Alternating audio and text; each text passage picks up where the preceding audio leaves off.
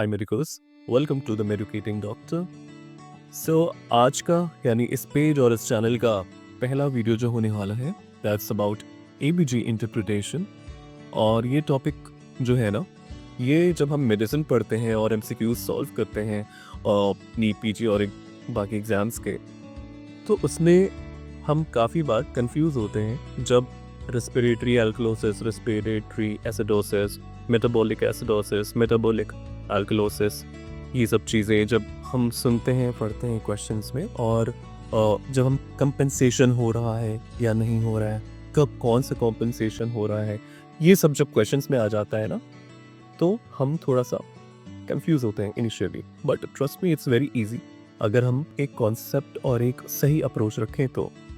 दूसरा, जब भी हम कोई इंटरव्यू देने जाते हैं फॉर जॉब्स, सो वहाँ पे ना इंटरव्यू में ये क्वेश्चन ज़रूर किया जाता है कि एबीजी इंटरप्रेट करना तो आता है ना, कैसे देखते हैं। सो अगर आप आईसीयू में हो तो वहाँ पे आपको ये आना चाहिए। सो या लेट्स स्टार्ट एबीजी इंटरप्रिटेशन। हम एक बहुत ही कॉन्सेप्चुअल और सिस्टमेटिक अप्रोच रखेंगे जिसमें मैं पहले आपको ओवर ले दूंगा कि क्या पढ़ने वाले हैं हम, और उसके बाद स्टेप बाय स्टेप आगे बढ़ेंगे। सो सबसे पहले एबीजी क्या होता है, उसमें क्या क्या हम देखते हैं वो देखेंगे। उसके बाद 3 स्टेप्स ऑफ इंटरप्रिटेशन, जैसे हम एबीजी इंटरप्रेट करते हैं वो देखेंगे। ऑलराइट, देन उसके बाद कुछ उसी के साथ साथ एग्जाम्पल्स करेंगे। सो हमें क्लियर होते जाएगा ये अप्रोच करना कैसे है। सो या लेट्स स्टार्ट। देखो क्या बढ़िया पेज बनाए हैं मैंने सबसे पहला। बहुत सुंदर। सो सबसे पहले हम देखेंगे बेसिक कॉन्सेप्ट कि एबीजी क्या होता है। सो इट्स वेरी सिंपल ना, फुल फॉर्म है एबीजी का आर्टीरियल ब्लड गैसेस। क्या देखते हैं एबीजी में? लेट्स से एक आईसीयू में एक पेशेंट एडमिट है, ठीक है। उसका जो हम आर्टीरियल ब्लड का सैंपल लेते हैं, उस सैंपल में क्या क्या कैसे कैसे हैं कंपोनेंट्स, यही देखते हैं आसान भाषा में। सो उसमें हम ब्लड का क्या क्या देख रहे हैं कि ब्लड कितना एसिडिक है या फिर ब्लड कितना अल्कलॉटिक है। ऑलराइट, इसके साथ और क्या देखेंगे? ऑब्वियसली नाम में गैसेस है तो गैसेस देखेंगे, है ना। So gases like oxygen and carbon dioxide. अब एबीजी के 4 इंपॉर्टेंट कंपोनेंट्स होते हैं। एबीजी में बहुत सारी चीजें हैं बट 4 इंपॉर्टेंट कंपोनेंट्स होते हैं जो हैं pH, carbon dioxide, bicarbonate and oxygen. ये 4 हमें देखना होता है एबीजी इंटरप्रिटेशन के लिए मेनली। सो अप्रोच करते हैं इसको, और सबसे पहले ये देखते हैं कि पीएच क्या होता है। तो पीएच तो यार स्कूल टाइम से हम जानते हैं कि पीएच क्या बताता है ना। पीएच ये बताएगा कि कितना एसिडिक ब्लड है या फिर कितना एल्कलॉटिक ब्लड है। ऑलराइट, और इसके साथ साथ हमें पीएच की नॉर्मल वैल्यू जाननी है, ठीक है। नॉर्मल वैल्यू ऑफ पीएच होती है 7.35 से 7.45।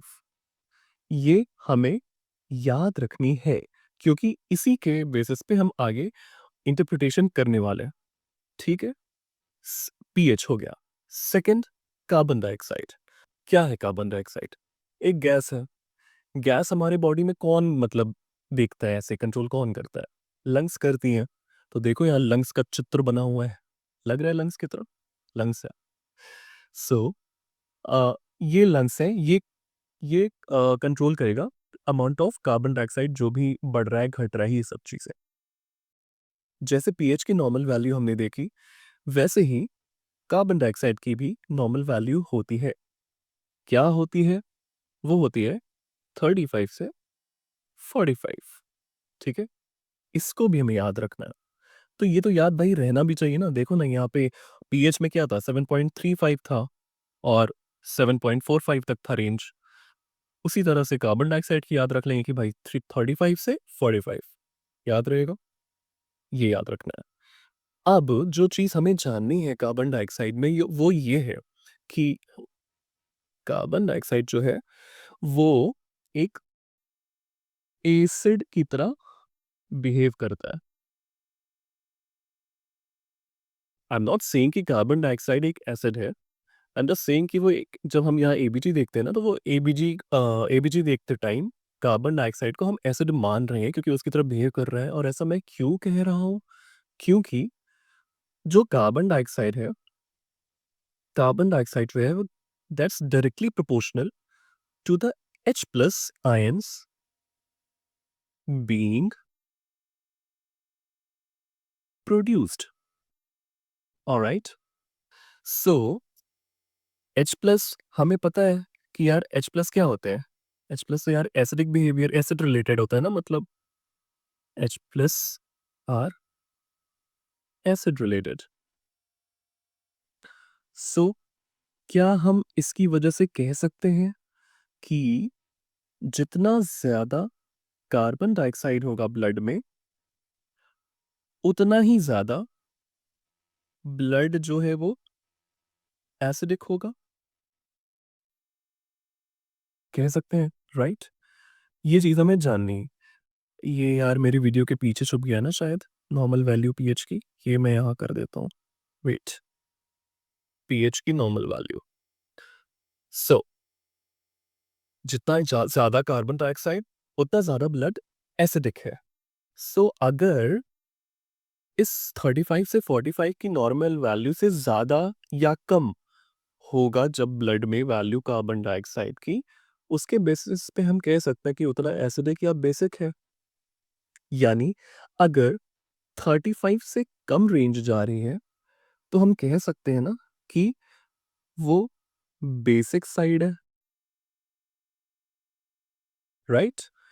और अगर 45 से ज़्यादा जा रही है रेंज, तो हम कह सकते हैं कि वो एसिडिक साइड है। सिंपल, इसमें तो कोई ऐसी कठिन बात नहीं है।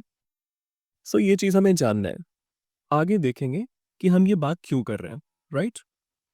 2 चीज़ें हो गई, पीएच एंड कार्बन डाइऑक्साइड। अब जो तीसरी चीज़ हमें जाननी है, वो है bicarbonate. So we all know कि बाइकार्बोनेट क्या होता है भाई? बाइकार्बोनेट एक बेस होता है।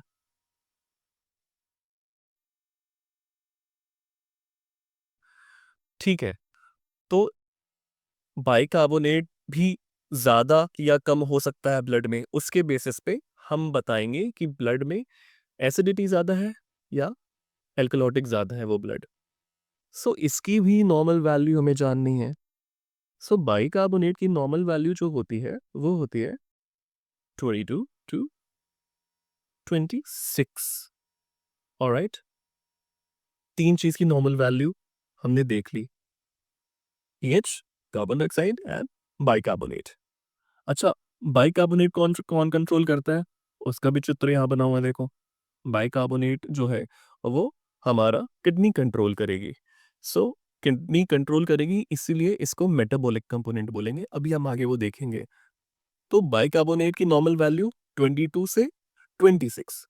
तो जो बाइकार्बोनेट होता है और कार्बन डाइऑक्साइड होता है, यानी किडनी जो होती है और लंग्स जो होती हैं, वो ना यार एक दूसरे से बहुत प्यार करते हैं। एक कपल है, मतलब ऐसा समझ लो। एक को अगर कोई प्रॉब्लम हो रही है, तो दूसरा उसे बचाने आ जाएगा, और दूसरे को प्रॉब्लम हो रही है, तो पहला बचाने आ जाएगा। कोशिश करेगा, एटलीस्ट बचा पाए या ना पाए वो बात की बात है। तो हम ये कहेंगे कि lungs and kidney work hand in hand to maintain pH। ये साथ-साथ काम करती हैं क्योंकि ये चाहती हैं कि पीएच मेंटेन रहे। अब हो रहा है, नहीं हो रहा है, वो बात की बात है। मेंटेन पीएच कितना रहे? नॉर्मल वैल्यू जो थी 7.35 से 7.45। ऑलराइट? अब क्या हम कह सकते हैं कि जितना ज़्यादा बाइकार्बोनेट है ब्लड में, उतना ज़्यादा ब्लड अल्कलॉटिक है? कह सकते हैं हम। ये चीज़ें जाननी है। 3 चीज़ हो गई। 4th चीज़ पे हम आएँगे, 4th कंपोनेंट पे आएँगे, दैट्स ऑक्सीजन। अब ऑक्सीजन के बारे में ना कोई ख़ास चीज़ हमें नहीं जाननी है, क्योंकि ऑक्सीजन यूजुअली हमें respiratory acidosis, respiratory alkalosis, metabolic acidosis and metabolic alkalosis calculate करने मतलब इंटरप्रेट करने में इसकी एज सच रिक्वायरमेंट नहीं है। ऑक्सीजन हमें बस ये बताता है कि ब्लड में हाइपोक्सीमिया है या नहीं है, तो वो हम यहाँ लिख लेते हैं, टेल्स हाइपोक्सीमिया इन ब्लड, ऐसे लिख लो, tells about hypoxemia in blood. Alright, बस इतना ही जानना है ऑक्सीजन के बारे में। हमने क्या क्या देखा, चार चीजें देखी। चारों चीज क्या थी, pH, carbon dioxide, bicarbonate and oxygen. तो ये चारों की जो नॉर्मल वैल्यू है ना, ये बिल्कुल अच्छे से मेमोराइज कर लो, ये हमें याद रहनी है, याद रहनी चाहिए। अब हम अगली चीज पे आते हैं, मेन चीज पे। मेन चीज ये है कि हम एबीजी इंटरप्रेट कैसे करेंगे। सो हम एबीजी इंटरप्रिटेशन 3 स्टेप्स में करेंगे। ऑलराइट, स्टेप बाय स्टेप चलेंगे, बहुत ईजी है, मजा आएगा। सबसे पहला स्टेप तो ये है, बिल्कुल आसान सी चीज, कि हम उसमें पता करेंगे कि एसिडोसिस है ब्लड में या फिर अल्कलोसिस है ब्लड में, पहली चीज। दूसरी चीज जो पता करेंगे वो ये होगी कि जो भी एसिडोसिस या अल्कलोसिस है ब्लड में, वो किसकी वजह से है, आई मीन प्राइमरी डिसऑर्डर क्या है। प्राइमरी डिसऑर्डर क्या है, मतलब कि वो रेस्पिरेटरी है या वो मेटाबॉलिक है। ऑलराइट, अब जब हम ये दोनों स्टेप्स पता कर लेते हैं, तो एक बहुत इंपॉर्टेंट चीज पता करते हैं, कॉम्पेंसेशन। कि जो भी ब्लड है, जो हमने देखा कि उसमें एसिडोसिस या अल्कलोसिस है, रेस्पिरेटरी या मेटाबॉलिक है, तो हम अब तीसरी चीज पे आ जाते हैं, दैट्स कॉम्पेंसेशन। कॉम्पेंसेशन देखेंगे कि कॉम्पेंसेशन है ब्लड में या नहीं है। सो कॉम्पेंसेशन भी ना दो तरीके के होते हैं, वो मैं अभी आगे बताऊंगा। चलो, सो स्टार्ट करते हैं। सबसे पहले पहली चीज यानी पीएच से जो डिसाइड कर रहे थे, एसिडोसिस या एल्कलोसिस क्या है, ये डिसाइड करेंगे। सो जो पीएच की नॉर्मल वैल्यू थी वो याद करो, कितनी थी, 7.35 से 7.45। सो हम ये कह सकते हैं ना कि अगर 7.35 से कम होगी अगर वैल्यू, यानी एसिडोसिस होगा, राइट। एंड अगर वो वैल्यू 7.45 से ज्यादा होगी तो अल्कलोसिस होगा।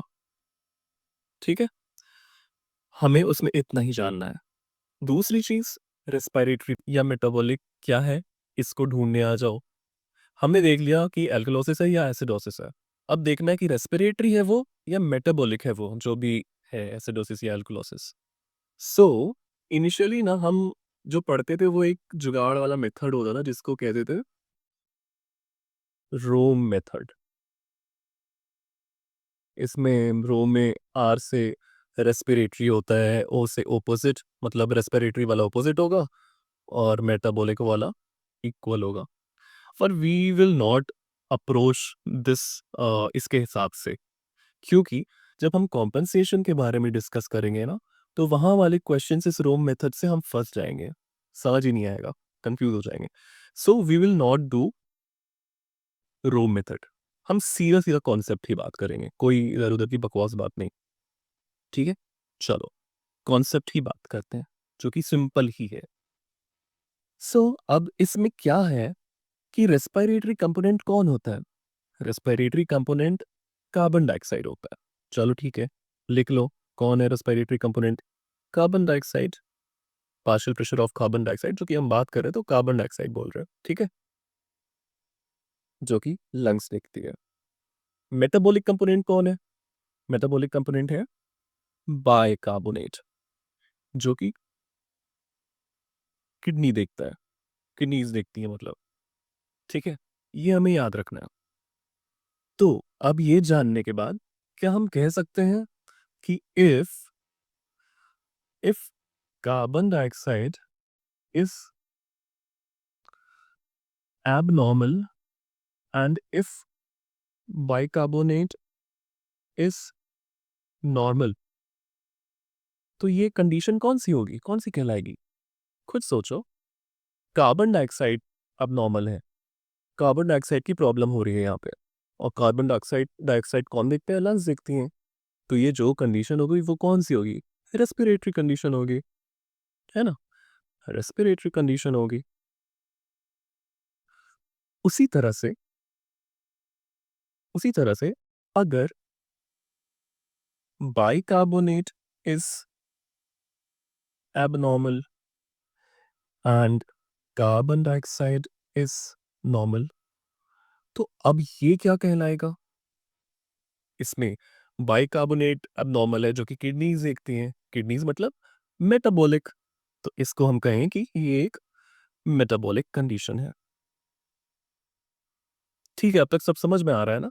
सिंपल है। अगर थोड़ा सा कंफ्यूजन हो भी रहा है तो इट्स ओके, वो फिर से देख के वीडियो आ जाएगा, सब समझ आ जाएगा, बिल्कुल ईजी है। सो इसको समझने के लिए अब हम कुछ एग्जाम्पल्स देखेंगे जिससे हमारा कॉन्सेप्ट क्लियर होगा। ऑलराइट, एग्जाम्पल अप्रोच करने से पहले मैं एक सिस्टम बता देता हूँ कि कैसे एग्जाम्पल्स यानी क्वेश्चंस हम अप्रोच करने वाले हैं। सो जो भी कोई डेटा दिया है हमें पेशेंट का, सबसे पहले हमें पीएच देखना है। जब हम पीएच देख के एक माइंड में बना लेंगे कि उस पीएच के बेसिस पे वो ब्लड एसिडिक है या अल्कलोटिक है। ऑलराइट, अब पीएच देखने के बाद हम बाकी के दो इंपॉर्टेंट कंपोनेंट्स देखेंगे। कौन से? Carbon dioxide and bicarbonate. इन दोनों को देखने के बाद कि कौन सा नॉर्मल है और कौन सा एबनॉर्मल है, ये जानने के बाद हम वापस पीएच देखेंगे, वापस से पीएच से कंपेयर करेंगे।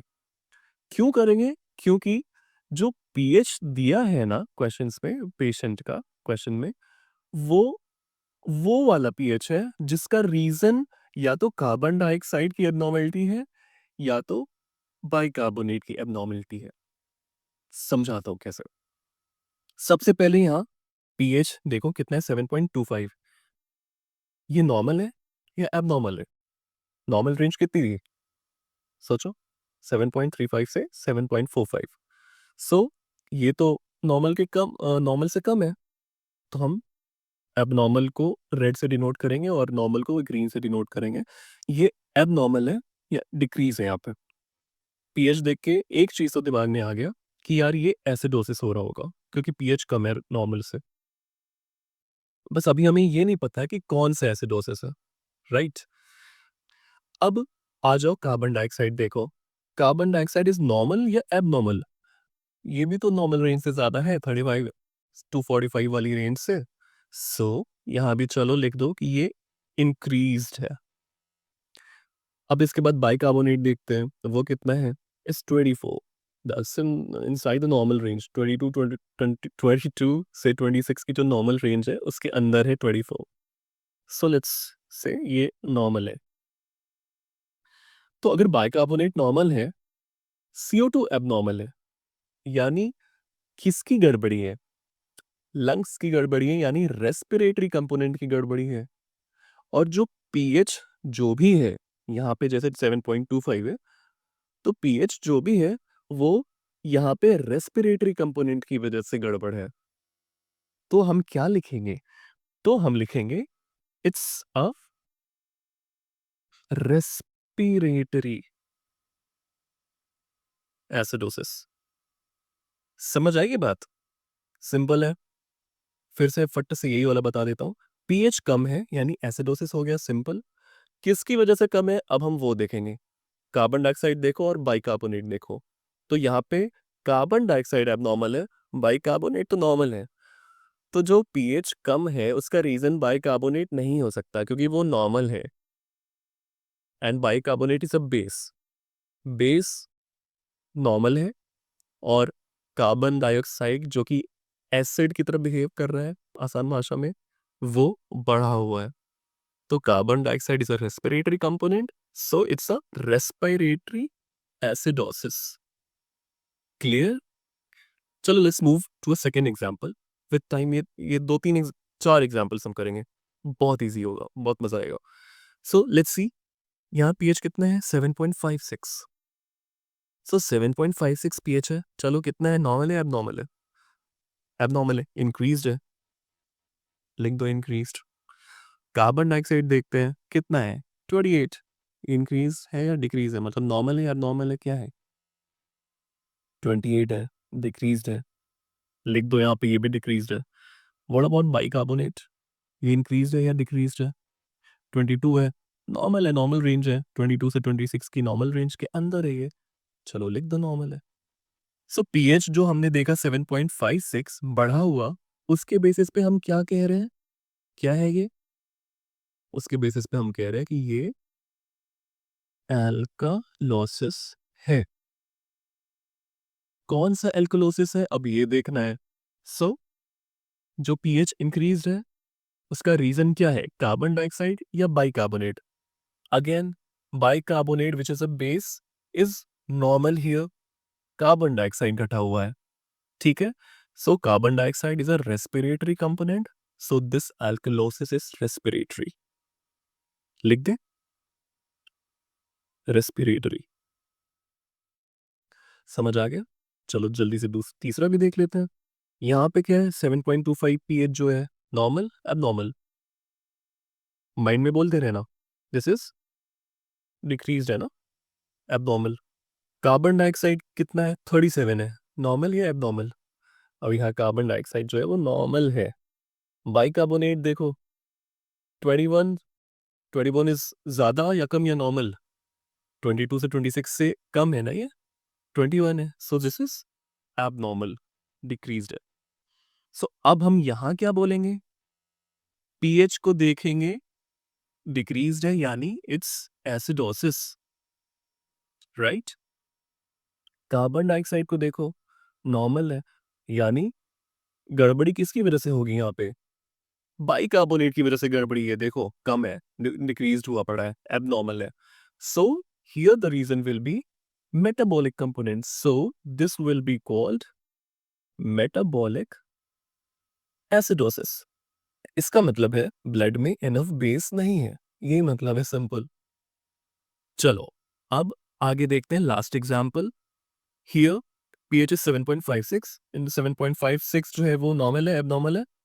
एबनॉर्मल है, इंक्रीज्ड है। कार्बन डाइऑक्साइड नॉर्मल है या अबनॉर्मल है? ये तो नॉर्मल है, 35 से 45 वाली रेंज के अंदर है, this is normal. Bicarbonate, bicarbonate is 35, so this is normal या एबनॉर्मल? बाइकार्बोनेट जो है वो इंक्रीज्ड है, दिस इज एबनॉर्मल। सो अब यहाँ पे हमने क्या बनाया, क्या निष्कर्ष निकाला, दिस इज एल्कोलोसिस। पीएच देख के हमने बता दिया कि एल्कोलोसिस है, और बाइकार्बोनेट एबनॉर्मल है, उसको देख के जज करके बता दिया कि ये मेटाबॉलिक एल्कोलोसिस है, ठीक है। तो हमने 4 एग्जाम्पल देख लिए, ये मेटाबॉलिक एल्कोलोसिस के, metabolic acidosis, respiratory alkalosis and respiratory acidosis. चारों एग्जाम्पल्स हमने देख लिए। अब हम ये जो चारों एग्जाम्पल्स अभी तक हमने देखे, वो कॉम्पेंसेटरी हैं या अनकॉम्पेंसेटरी हैं? सो ये जो एडीजीज हमने पढ़ा ना, ये कॉम्पेंसेशन का कोई चक्कर नहीं हो रहा है यहाँ पे, ये इसमें कोई कॉम्पेंसेशन नहीं हो रहा, ठीक है। So these are uncompensatory ABGs, alright. अब अगर मैं थोड़ा सिनेरियो चेंज कर दूं, थोड़ा और इंटरेस्टिंग और चैलेंजिंग बनाऊं, कि लेट्स से जो पीएच है वो नॉर्मल है एंड कार्बन डाइऑक्साइड है और बाइकार्बोनेट दोनों एबनॉर्मल है, दोनों ही एबनॉर्मल है, व्हाट नाउ? और अगर तीनों pH, carbon dioxide and bicarbonate तीनों ही एबनॉर्मल है, नाउ व्हाट? अब क्या होगा? सो अब यहाँ पे एक इंपॉर्टेंट चीज आती है जिसको कहते हैं compensation. Compensation will come into play now. तो अब हम जानेंगे कॉम्पेंसेशन के बारे में। तो पहले तो ये जानो कॉम्पेंसेशन ना दो तरह के होते हैं, ठीक है? Compensation is of two types, that's partial compensation and full compensation. Alright, तो अब हम इसको समझेंगे दो सिनेरियोज से। दो सिनेरियोज का एग्जांपल लेंगे, उसके थ्रू मैं समझाऊंगा। एक तो तब जब प्रॉब्लम जो है वो रेस्पिरेटरी है, और दूसरा तब देखेंगे जब प्रॉब्लम जो है वो मेटाबॉलिक है। तो सबसे पहले हम चलो आ जाओ पहली चीज देखते हैं। अगर प्रॉब्लम रेस्पिरेटरी है तो मैंने बताया था, याद है स्टार्टिंग में, कि ये दोनों एक दूसरे से बहुत प्यार करते हैं। एक को प्रॉब्लम होगी, दूसरा उसको बचाने आएगा, कोशिश करेगा बचाने की। सो वो चीज यहाँ पे अब आ गई। तो अगर प्रॉब्लम रेस्पिरेटरी है तो कौन बचाने आएगा? मेटाबॉलिक। मेटाबॉलिक आएगा बचाने, ठीक है। और अगर प्रॉब्लम मेटाबॉलिक होती तो कौन बचाने आता? तो रेस्पिरेटरी आता बचाने। अभी हम वो आगे देखेंगे, पहले एक चीज देख लो। तो जब प्रॉब्लम रेस्पिरेटरी होगी तो मेटाबॉलिक आएगा बचाने, मेटाबॉलिक सिस्टम विल कंपेंसेट। सो अब ये कंपेंसेशन किस बेसिस पे होगा, ये अब हम देखेंगे इस केस में कि जो प्रॉब्लम हो रही है वो क्या है, रेस्पिरेटरी एसिडोसिस है या फिर रेस्पिरेटरी अल्कलोसिस है। दोनों में से जो है उसके अकॉर्डिंग मेटाबॉलिक सिस्टम कॉम्पेंसेट करेगा, यानी बाइकार्बोनेट कंपेंसेट करेगा। सो अगर कार्बन डाइऑक्साइड बढ़ा हुआ है ना, तो जो हमारा मेटाबॉलिक सिस्टम है वो कॉम्पेंसेट ऐसे करेगा कि वो बाइकार्बोनेट को भी बढ़ा देगा। सो बेसिकली पीएच को मेंटेन करने की कोशिश की जा रही है, पीएच को नॉर्मल रेंज के अंदर लाने की कोशिश कर की जा रही है। नॉर्मल रेंज यानी 7.35 से 7.45, ये है नॉर्मल रेंज जिसके अंदर लाने की कोशिश की जा रही है। सो अब आओ देखते हैं, अगर रेस्पिरेटरी एसिडोसिस है तो जो कौन कॉम्पनसेट करेगा? बाइकार्बोनेट विल कॉम्पनसेट, है ना। कॉम्पेंसेट कैसे करेगा? अगर रेस्पिरेटरी एसिडोसिस है तो बाइकार्बोनेट बढ़ जाएगा, विल इंक्रीज मोर देन 26, जो उसकी नॉर्मल वैल्यू है। समझ आई? क्योंकि एसिडोसिस हो रहा था ना, तो एसिड बढ़ा हुआ है, यानी प्रॉब्लम में यही प्रॉब्लम है कि एसिड बढ़ा है। तो अब हम बेस बढ़ा देंगे ताकि न्यूट्रलाइज हो जाए एक तरीके से, मतलब पीएच को मेंटेन कर पाए। So in case of respiratory acidosis bicarbonate will increase 26 से ज्यादा। And in the second case respiratory alkalosis, जो बाइकार्बोनेट है वो अपने आप को कम कर लेगा, 22 से कम कर लेगा। लोअर लिमिट रेंज की 22 थी ना, उससे कम कर लेगा। रेस्पिरेटरी एल्कलोसिस मतलब ऑलरेडी जो एसिड है वो कम है, तो बेस ज्यादा हो लगेगा ना, मतलब ज्यादा फील होगा कह लो ऐसे। तो अगर एसिड कम है तो बेस को भी कम कर दो ना यार, थोड़ा सा न्यूट्रलाइज करने की कोशिश करनी है तो वो यहाँ कर रहे हैं। रेस्पिरेटरी एसिडोसिस में हमारा बाइकार्बोनेट 26 से ज्यादा कर लेगा अपने आप को, और रेस्पिरेटरी एल्कलोसिस में बाइकार्बोनेट कम कर लेगा अपने आप को, 22 से कम कर लेगा। ठीक है, अब ये तो हमने देख लिया। अब हमें जो ध्यान रखने वाली चीज है वो ये है कि अगर हम कह रहे हैं ना कि कॉम्पेंसेशन हो रहा है, तो कॉम्पेंसेशन तभी हो रहा है, हम कहेंगे, जब कॉम्पेंसेटरी कंपोनेंट यानी यहाँ पे बाइकार्बोनेट नॉर्मल वैल्यू के अंदर नहीं होगा, या तो वो बढ़ा होगा या तो घटा होगा नॉर्मल वैल्यू से। अगर वो नॉर्मल लिमिट में है तो मतलब कॉम्पेंसेशन नहीं हो रहा। So let's write that, if bicarbonate here would have been normal, इसका मतलब कि नो कॉम्पेंसेशन। बट यहाँ तो बाइकार्बोनेट एक जगह बढ़ रहा है एक जगह घट रहा है, यानी कॉम्पेंसेशन हो रहा है। In the same way, the second scenario जहां प्रॉब्लम मेटाबॉलिक है, वहां बचाने आएगा रेस्पिरेटरी सिस्टम। कैसे बचाएगा? देखेगा कि मेटाबॉलिक एसिडोसिस है प्रॉब्लम या फिर मेटाबॉलिक अल्कलोसिस है प्रॉब्लम। ठीक है, तो अब देखो क्या है प्रॉब्लम। अगर मेटाबॉलिक एसिडोसिस है तो रेस्पिरेटरी सिस्टम यानी कार्बन डाइऑक्साइड अपने आप को घटा देगा ना। कार्बन डाइऑक्साइड एसिड की तरह बिहेव कर रहा था, अब यहाँ प्रॉब्लम ही पहली हमारी एसिडोसिस है। तो जो हमारा रेस्पिरेटरी सिस्टम यानी कार्बन डाइऑक्साइड है वो कॉम्पेंसेट करेगा। तो यहाँ लिख लेते हैं कि carbon dioxide will compensate. Alright, so यहाँ पे metabolic alkalosis sorry metabolic acidosis जब हो रहा है तो कार्बन डाइऑक्साइड अपने आप को कम कर लेगा।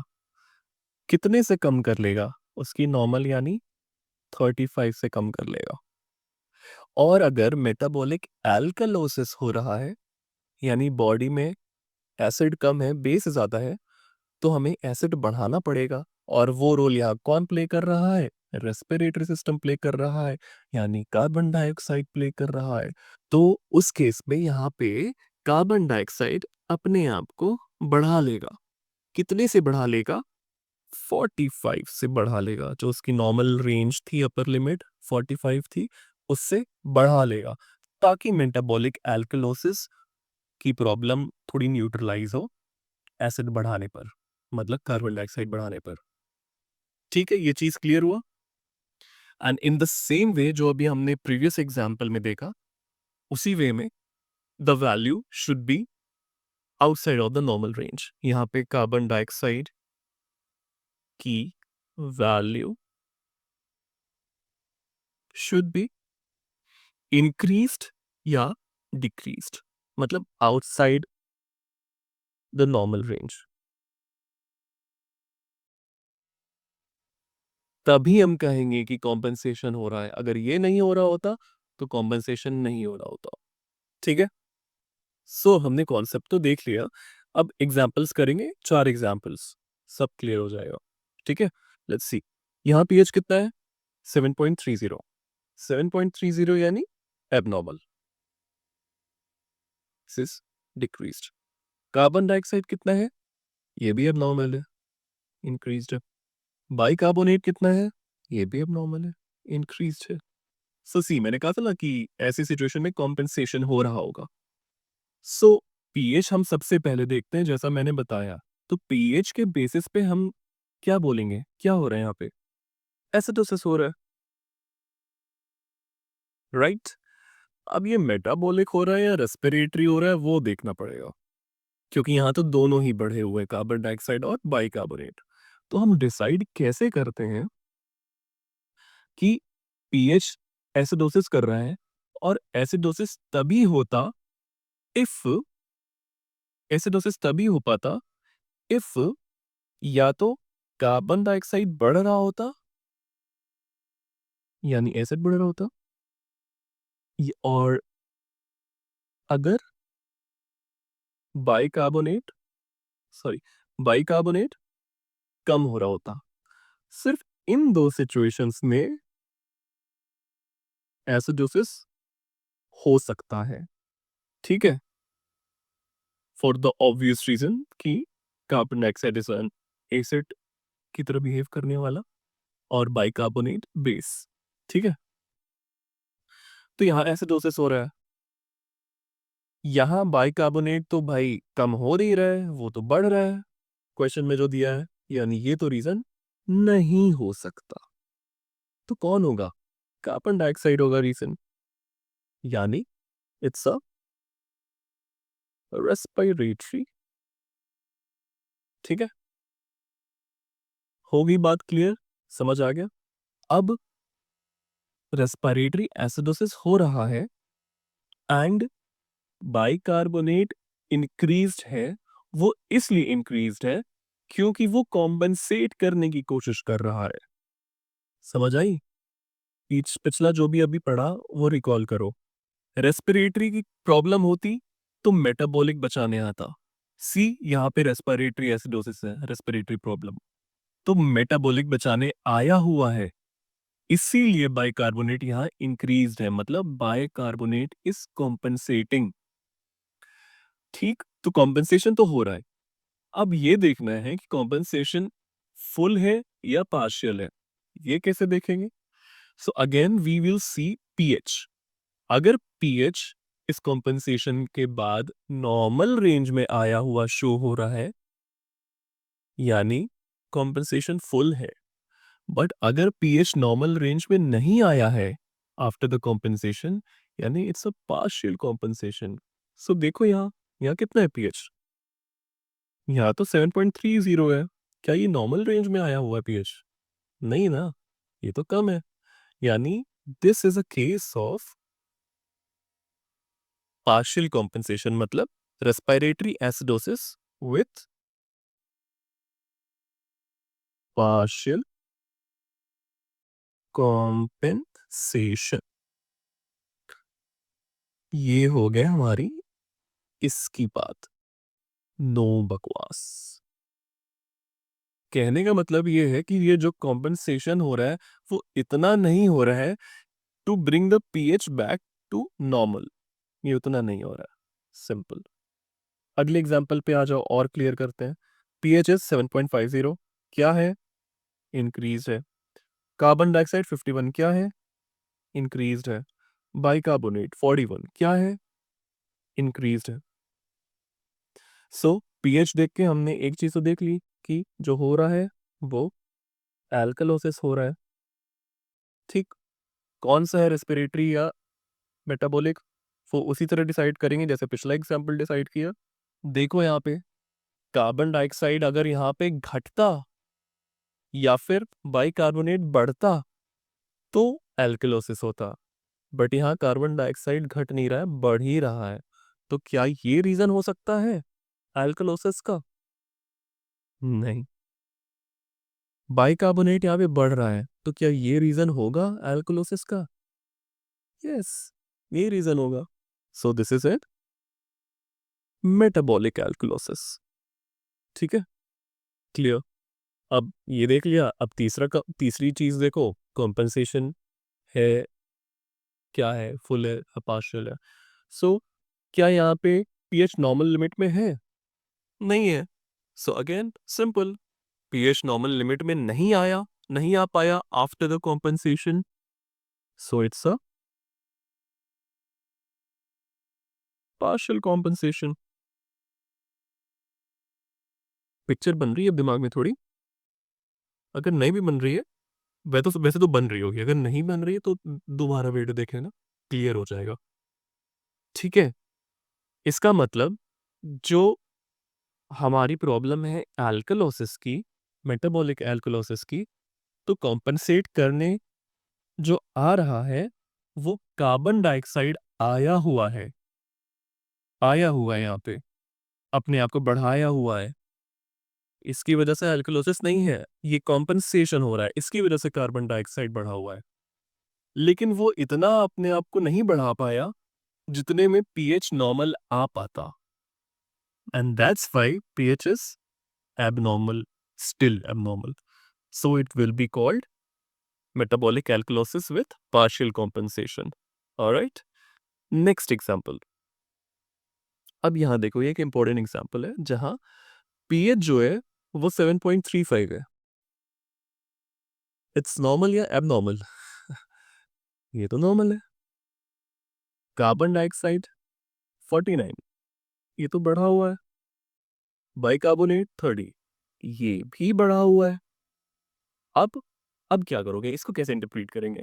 पीएच तो नॉर्मल है, तो डिसाइड कैसे करोगे? सो इसको डिसाइड करने के दो तरीके हैं। ठीक है, सबसे पहला तरीका तो ये है कि नो योर पेशेंट डायग्नोसिस। ये मतलब कह सकते हो कि मोस्ट एक्यूरेट एक तरीका है। दूसरा तरीका क्या है कि हम देखेंगे कि जो भी पीएच दिया हुआ है, मतलब जो भी पीएच हमें मिला है, let's say in this example, वो एसिडिक साइड है या बेसिक साइड है। एसिडिक साइड है या फिर बेसिक साइड है, किस साइड है? इससे मैं कहना ये चाह रहा हूं, अंदाजा तो लग गया होगा ना। 7.35 टू 7.45 ये नॉर्मल रेंज है। सो ये मीडियन मान लो कि 7.40 है। सो 7.40 से कम जो भी होंगे, 7.35 से लेकर 7.35, 7.36, 7.37, 7.38 एंड 7.39, ये सब जो है भाई एसिडिक साइड है। नॉर्मल है बट एसिडिक साइड है।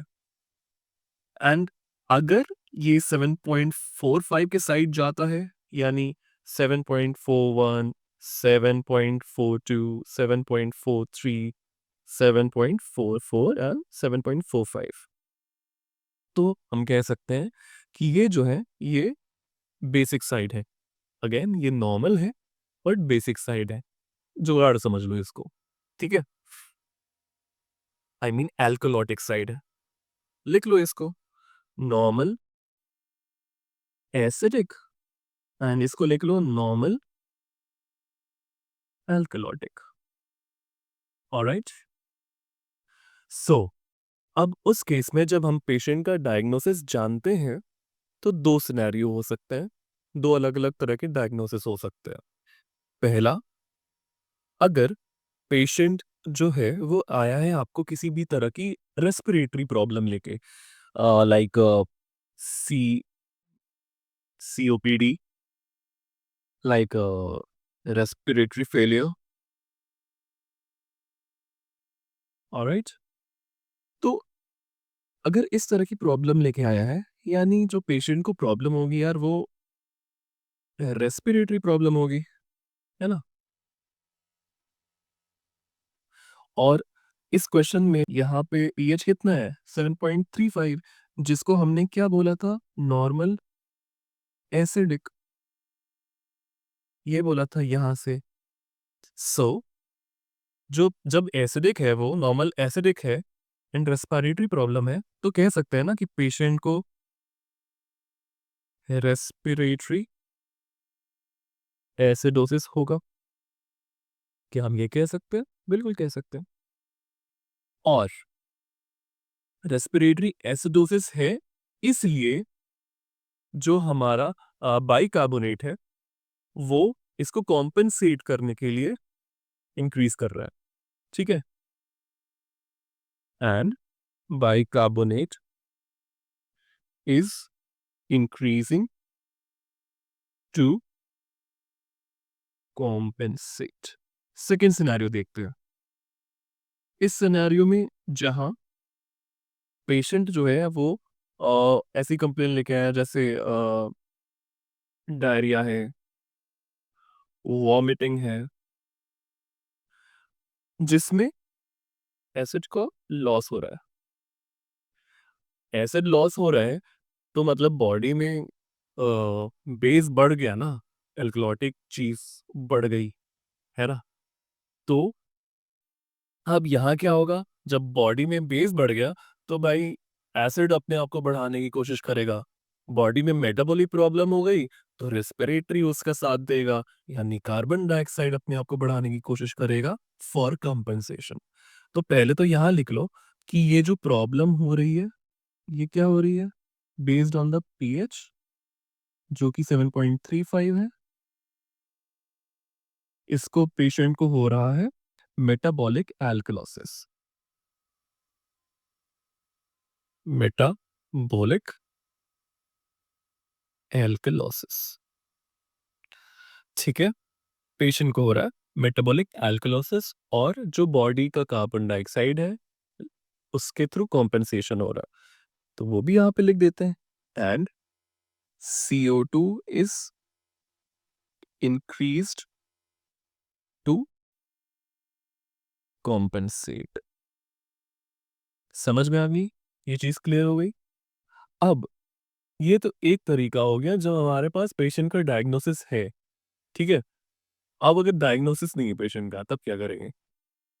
तब वही जो मैंने अभी पीछे ये बताया, ये सब जो बताया मैंने यहाँ पे सेम वही चीज़ है, टेप दो यहाँ पे कि जब 7.35 से लेकर 7.39 तक है, तो इसको हम कह देंगे नॉर्मल एसिडिक एंड अगर ये 7.41 से लेकर 7.45 तक है, तो इसको कह देंगे नॉर्मल एल्कलॉटिक साइड्स, ठीक है?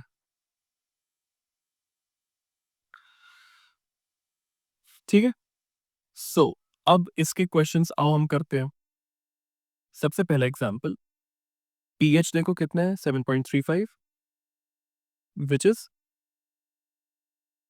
Normal acidic. कार्बन डाइऑक्साइड कितना है 49 है which is increased. Bicarbonate is 30 which is increased. ठीक है? तो एक तो हम पीएच के बेसिस पे इसको कह देते हैं कि भाई जो है वो एसिडोसिस है।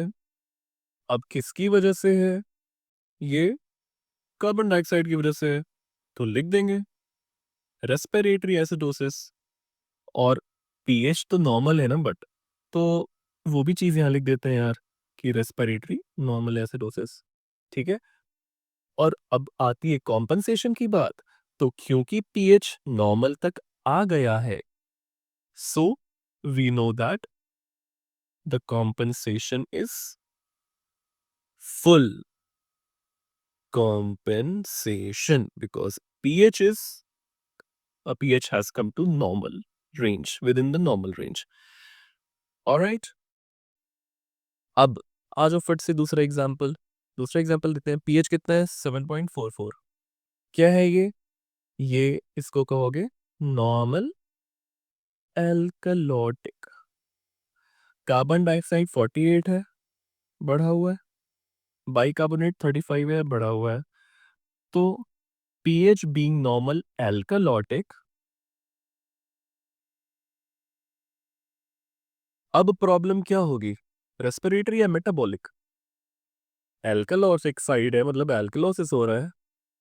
तो कार्बन डाइऑक्साइड के इंक्रीज होने की वजह से तो होगा नहीं ना, इसकी वजह से तो नहीं होगा ना। बेस के बढ़ने की वजह से ही तो होगा ना। बेस ये बढ़ा हुआ है बाइकार्बोनेट, तो बाइकार्बोनेट मतलब मेटाबॉलिक हो गया ये। सो इसको ऐसे लिख दो एल्कलोसिस। ठीक है? Metabolic alkalosis, metabolic normal alkalosis ऐसे बोल दिया। And body is trying to compensate by increasing carbon dioxide. क्योंकि एल्कलोसिस हो गया है, तो बॉडी कार्बन डाइऑक्साइड बढ़ा के कॉम्पेंसेट करने की कोशिश कर रही है। एंड क्या कॉम्पेंसेशन फुल है या पार्शियल है? तो पीएच देखो वापस से 7.44, it's within the normal range, so we can say that metabolic alkalosis with full compensation. मतलब इतना एनफ काम कर दिया है बॉडी ने, कार्बन डाइऑक्साइड ने, कि पीएच नॉर्मल रेंज में आ गया है। ठीक? अब हमें जो एक बहुत इंपॉर्टेंट चीज जाननी है कि जब भी हमें मेटाबॉलिक एसिडोसिस मिलता है ना, we will always calculate the anion gap. ठीक है? Anion gap. और उसका फॉर्मूला क्या होता है? Sodium plus potassium minus chloride plus bicarbonate. And कुछ टेक्स्ट बुक्स में अब ये जो पोटेशियम है ना, ये मतलब हटा दिया है। सो उसके अकॉर्डिंग जो वैल्यू है वो वेरी हो जाएगी। So it's up to you. So normal range कितनी होती है इसकी? वो होती है 10 to 16 milli equivalent per litre. ये वैल्यू याद रखेंगे और आगे बढ़ते हैं इसका यूज करने के लिए। अब ये एक एग्जांपल लेंगे जिसमें पीएच इज 7.31, यानी दिस इज एसिडोसिस, ऑलराइट। और कार्बन डाइऑक्साइड 29 है, बाइकार्बोनेट 15 है, तो अब तक तो टिप्स पे आ जाना चाहिए। तो यहाँ पे कौन सा एसिडोसिस हो रहा होगा? यहाँ पे मेटाबॉलिक एसिडोसिस हो रहा होगा, यहाँ की वजह से। ठीक है, तो ये मेटाबॉलिक, तो हम यहाँ पे लिख सकते हैं मेटाबॉलिक एसिडोसिस। तो अब हम कैलकुलेट करेंगे एनाइन गैप, क्योंकि मेटाबॉलिक एसिडोसिस है। चलो वैल्यूज पुट कर दो। सोडियम कितना दिया हुआ है यहाँ पे? सोडियम यहाँ पे दिया हुआ है 134। पोटाशियम कितना दिया हुआ है यहाँ पे? पोटाशियम दिया हुआ है 3.2। ठीक है, माइनस क्लोराइड कितना दिया हुआ है यहाँ पे? 108 प्लस बाइकार्बोनेट इज 15। अब जब इसको कैलकुलेट करोगे तो वैल्यू जो है वो आ जाएगी 14.2। ये 14.2 क्या नॉर्मल के अंदर है? जो अभी हमने नॉर्मल रेंज की बात की, 10 से 16 मिली इक्विवेलेंट पर लीटर, इसके अंदर है। तो यस, ये है। सो अंदर है उसके, यानी नॉर्मल है। सो इसको हम कहेंगे normal anion gap metabolic acidosis. ठीक है, ये समझ आ गया। अब जो हमारे normal anion gap metabolic acidosis यानी नगमा के जो रीजंस होते हैं, कॉजेज होते हैं, वो देख लेते हैं जल्दी से बस। Hyper alimentation, Addison's disease, renal tubular acidosis, diarrhoea, acetazolamide, spironolactone and saline infusion, ये सब होते हैं। जिसमें से जो इंपॉर्टेंट होते हैं वो आपका ये रीनल ट्यूबुलर एसिडोसिस, और उसके बाद ये डायरिया एंड सलाइन इन्फ्यूजन, ये इंपॉर्टेंट होते हैं। याद रखना, इसका निमोनिक होता है हार्ड एस, याद ही रहेगा। हाई एनाइन गैप, इसके कॉजेज भी साथ साथ देख लेते हैं क्या क्या होते हैं। इसका निमोनिक होता है मड पाइल्स। सो इसमें होता है methanol, uraemia, diabetic ketoacidosis, paraldehyde, iron या isoniazid, lactic acidosis, ethylene glycol and salicylates. और इसमें जो इंपॉर्टेंट है याद रखने के लिए, चलो ये रख लो, डायबिटिक कीटोएसिडोसिस हो गया एंड लैक्टिक एसिडोसिस हो गया, ये सब इंपॉर्टेंट है। सो हैगमा का जो जो कॉजेस है, दैट्स मड पाइल्स। ऐसे समझ लो, अगर कीचड़ में जाके हगोगे तो पाइल्स हो जाएगा। और नॉर्मल एनायन गैप यानी मैग्मा का याद रखो। इसका तो याद ही रहेगा। चलो, अब हम मेटाबॉलिक एसिडोसिस की बात कर रहे थे। तो मेटाबॉलिक एसिडोसिस में जब कॉम्पेंसेशन कैलकुलेट करोगे, उसके लिए फॉर्मूला होता है विंटर्स फॉर्मूला। ठीक है, विंटर्स फॉर्मूला ये लिखा हुआ है। अब इसी क्वेश्चन के लिए जो अभी हमने डिस्कस किया, इसी की वैल्यूज यहां पुट करेंगे। तो वैल्यूज पुट करने के बाद ये आएगा 1.5 इंटू बाइकार्बोनेट कितना दिया था वहां पे? 15 दिया था, राइट? Plus 8 plus minus 2। ये प्लस माइनस इसलिए दिया है क्योंकि हमें रेंज बतानी है ना। तो माइनस से लेकर प्लस 2, -2 से लेकर +2 तक की रेंज। इसको कैलकुलेट करने के बाद ये आएगा 22.5 प्लस 8 प्लस -2, तो ये आ जाएगा आपका 28.5 से लेकर 32.5। ये आ गई आपकी एक्सपेक्टेड PSCO2 इतनी। सो एक्सपेक्टेड PSCO2 हमारी 28 से 28.5 से 28.5 से 32.5 है।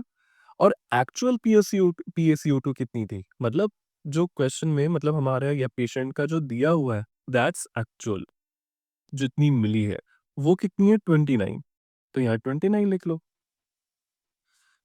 क्या ये एक्सपेक्टेड PSCO2 के अंदर है? एक्चुअल PSCO2 तो अंदर है ना? 29 उसके उस रेंज के अंदर ही है।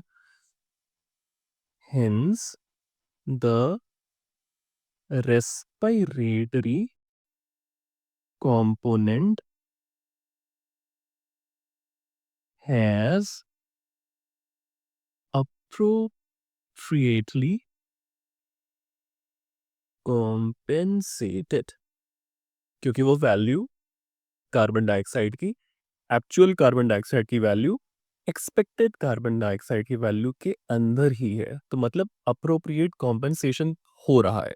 तो इसको हम जो बोलेंगे वो बोलेंगे, यहां लिख देता हूं left side, normal anion gap metabolic acidosis with respiratory compensation.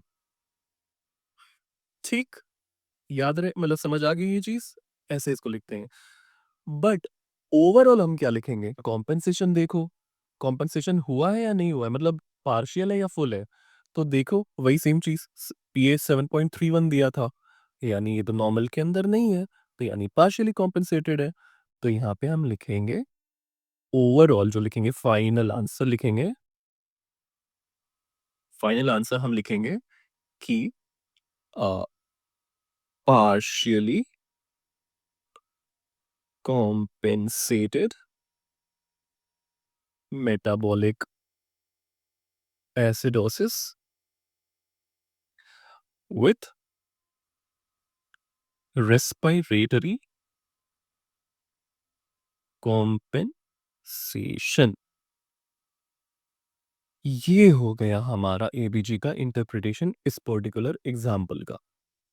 अब एक और जस्ट लास्ट एग्जाम्पल देख लेते हैं। इस एग्जाम्पल में पेशेंट जो है उसके अंदर डिहाइड्रेशन मिला है हमें, और ये प्रोफ्यूज वॉमिटिंग एंड ऑल हो रही है। तो इसमें क्या होगा, इसमें पीएच देखो 7.48, मतलब एल्कलोसिस है, लिख लो एल्कलोसिस। मेटाबॉलिक है ये या रेस्पिरेटरी है, तो देखो कार्बन डाइऑक्साइड तो बढ़ा हुआ है, बाइकार्बोनेट भी बढ़ा हुआ है। कार्बन डाइऑक्साइड की वजह से एल्कलोसिस यहाँ हो नहीं सकता, बाइकार्बोनेट की वजह से हुआ, तो इसको लिखेंगे मेटाबॉलिक। ऑलराइट, इसके प्रीवियस एग्जाम्पल में हमने पढ़ा मेटाबॉलिक एसिडोसिस के बारे में, इस एग्जाम्पल में हम देख रहे हैं मेटाबॉलिक एल्कलोसिस के बारे में। सो इन केस जब हम कॉम्पेंसेशन चेक कर रहे हैं मेटाबॉलिक एल्कलोसिस के लिए, उसके लिए मेटाबॉलिक एल्कलोसिस के लिए, उसके लिए ये फॉर्मूला होता है, ठीक है। Carbon partial pressure of carbon dioxide equals 0.7 into bicarbonate plus 20 plus minus 5। अब इसमें वही चीज है जैसे पहले किया था, यहाँ पे उसकी वैल्यू पुट कर दो, तो उसकी वैल्यू पुट करने पे यहाँ पे कैसा आएगा, ये आएगा 37.4 से 47.4 mmHg। अब यहाँ पे भी जैसे वहां किया था वही देख, वही सेम चीज करनी है। तो एक्सपेक्टेड जो अभी हमने रेंज निकाली ये वाली, वो है 37.4 से 47.4 mmHg, एंड जो एक्चुअल दिया हुआ क्वेश्चन में 47, ये यहाँ पे दिया है 47। क्या ये इसके अंदर है, एक्चुअल PaCO2 जो है वो क्या एक्सपेक्टेड PaCO2 के अंदर है, बिल्कुल है। सो यहाँ पे भी अप्रोप्रिएट कॉम्पनसेशन हो रहा है, इंप्लाइज यहाँ पे लिख देते हैं कि अप्रोप्रिएट रेस्पिरेटरी कॉम्पेंसेशन यहाँ पे हो रहा है। अब इसमें हम फाइनल आंसर क्या लिखेंगे,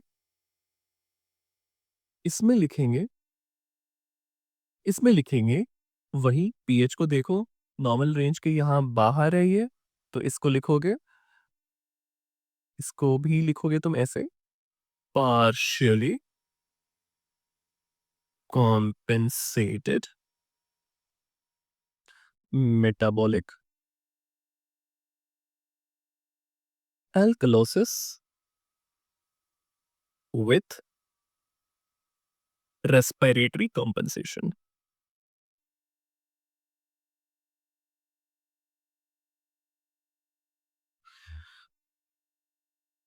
समझ आ गया? ऐसे करते हैं हम एबीजी को इंटरप्रेट। हमने क्या-क्या देखा? पीएच देखा, हमने कार्बन डाइऑक्साइड देखा, बाइकार्बोनेट देखा और बस ऑक्सीजन तो बस ऐसे देखा था कि हाइपोक्सीमिया होता है या नहीं, उसके लिए होता है।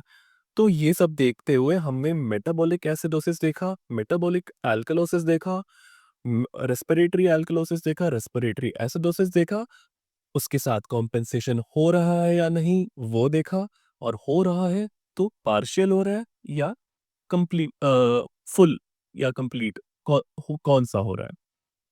ये हो गया हमारा एबीजी इंटरप्रिटेशन का topic complete. I hope concepts clear हुए होंगे। अगर कोई कंफ्यूजन रहता है तो I would love to have your comments, and कोई भी और फीडबैक हो सकता है तो yeah you are most welcome.